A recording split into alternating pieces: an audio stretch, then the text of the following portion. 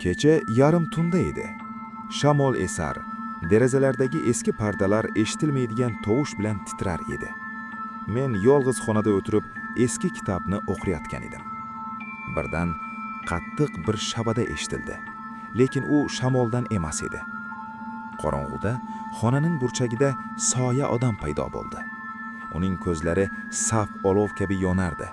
Yuzini ko'ra olmadim, lekin u meni harakatga chaqirgandek turardi.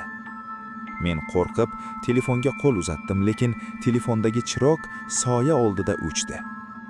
Yuragim tez urardi, ammo men u yerda qolgan edim. Birdan soya shivirladi.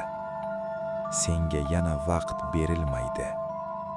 Havo sovuq, og'ir va men nafas ololmay faqat shivirlaslarni eshitardim.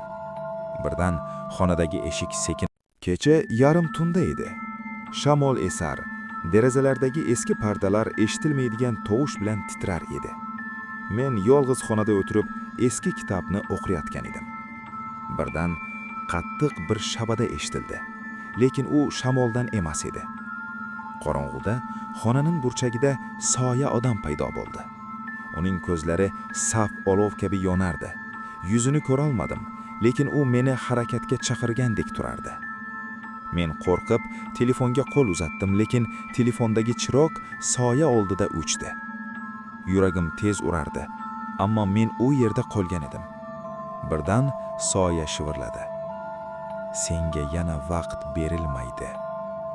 Havo sovuq, og'ir va men nafas ololmay faqat shivirlaslarni eshitardim.